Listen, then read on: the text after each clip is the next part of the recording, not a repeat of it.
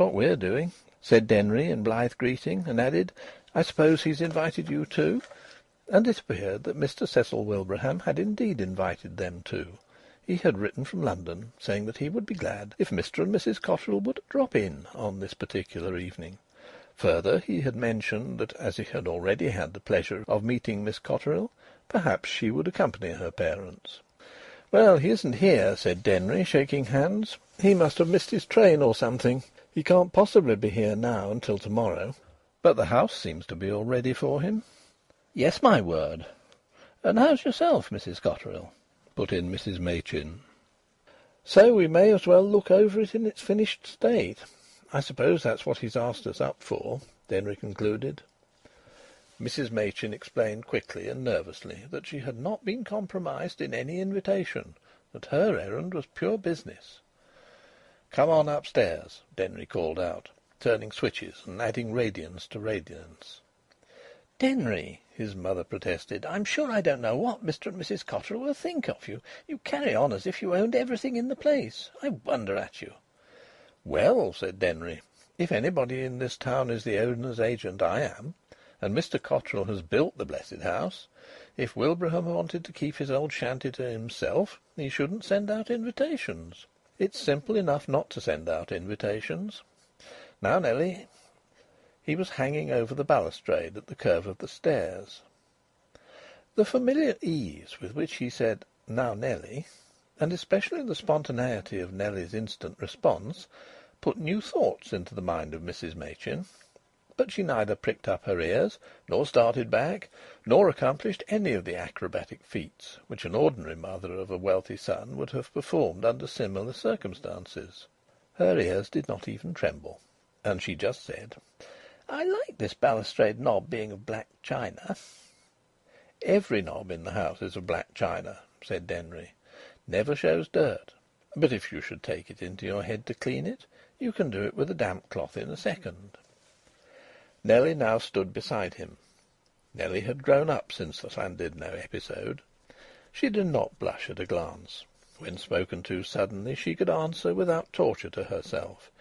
She could, in fact, maintain a conversation without breaking down for a much longer time than, a few years back, she had been able to skip without breaking down.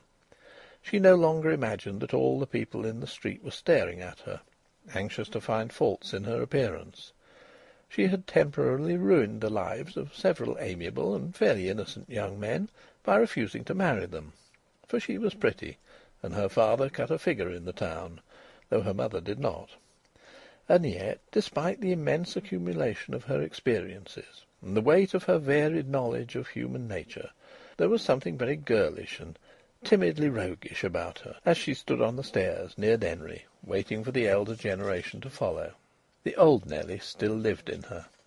The party passed to the first floor, and the first floor exceeded the ground floor in marvels. In each bedroom 2 aluminium taps poured hot and cold water respectively into a marble basin, and below the marble basin was a sink. No porterage of water anywhere in the house. The water came to you, and every room consumed its own slops. The bedsteads were of black enamelled iron and very light.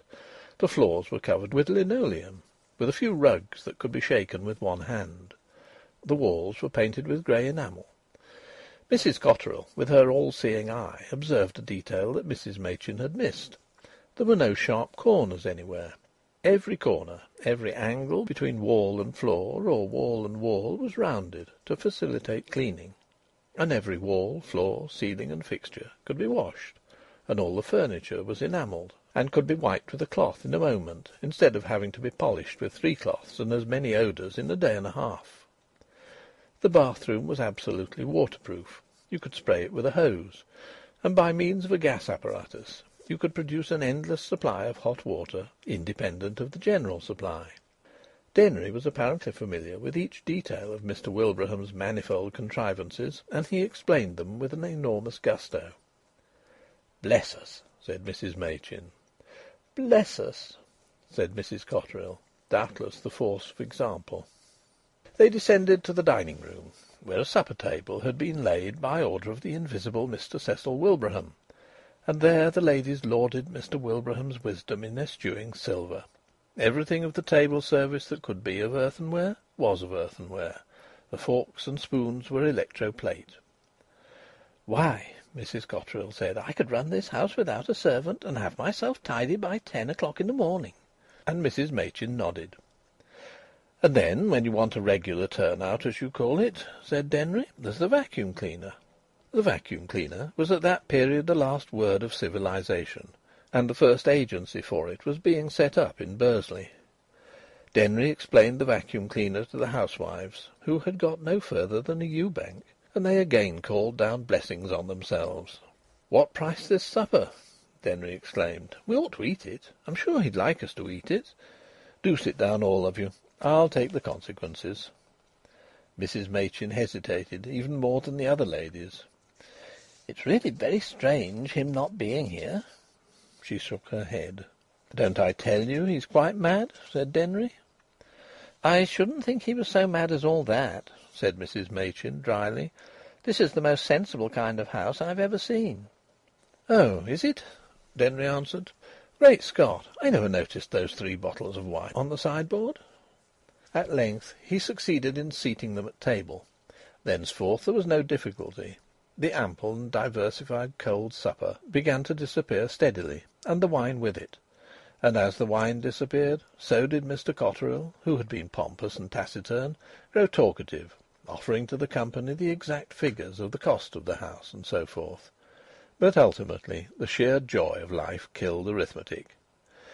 Mrs. Machin, however, could not quite rid herself of the notion that she was in a dream that outraged the proprieties. The entire affair, for an unromantic spot like Bursley, was too fantastically and wickedly romantic. "We must be thinking about home, Denry," said she. "Plenty of time," Denry replied. "What, all that wine gone? I'll see if there's any more in the sideboard." He emerged with a red face from bending into the deeps of the enamelled sideboard, and a wine bottle was in his triumphant hand. It had already been opened. "Hooray!" he proclaimed, pouring a white wine into his glass and raising the glass. "Here's to the health of Mr. Cecil Wilbraham." He made a brave tableau in the brightness of the electric light. Then he drank. Then he dropped the glass, which broke. "Ugh! What's that?" he demanded, with the distorted features of a gargoyle. His mother, who was seated next to him, seized the bottle. Denry's hand, in clasping the bottle, had hidden a small label which said: "Poison. Nettleship's patent enamel cleaning fluid. 1 wipe does it." Confusion! Only Nellie Cotterill seemed to be incapable of realising that a grave accident had occurred. She had laughed throughout the supper, and she still laughed, hysterically, though she had drunk scarcely any wine. Her mother silenced her. Denry was the first to recover. "It'll be all right," said he, leaning back in his chair. "They always put a bit of poison in those things. Can't hurt me, really. I never noticed the label." Mrs. Machin smelt at the bottle. She could detect no odour, but the fact that she could detect no odour appeared only to increase her alarm. "You must have an emetic instantly," she said. "Oh no," said Denry, "I shall be all right." And he did seem to be suddenly restored. "You must have an emetic instantly," she repeated. "What can I have?" he grumbled. "You can't expect to find emetics here." "Oh yes, I can," said she. "I saw a mustard tin in a cupboard in the kitchen. Come along now, and don't be silly." Nellie's hysteric mirth surged up again. Denry objected to accompanying his mother into the kitchen, but he was forced to submit. She shut the door on both of them. It is probable that during the 7 minutes which they spent mysteriously together in the kitchen, the practicability of the kitchen apparatus for carrying off waste products was duly tested. Denry came forth, very pale and very cross, on his mother's arm. "There's no danger now," said his mother easily. Naturally, the party was at an end. The Cotterills sympathised and prepared to depart, and inquired whether Denry could walk home. Denry replied from a sofa, in a weak, expiring voice, that he was perfectly incapable of walking home, that his sensations were in the highest degree disconcerting, that he should sleep in that house, as the bedrooms were ready for occupation, and that he should expect his mother to remain also. And Mrs. Machin had to concur. Mrs. Machin sped the Cotterills from the door as though it had been her own door. She was exceedingly angry,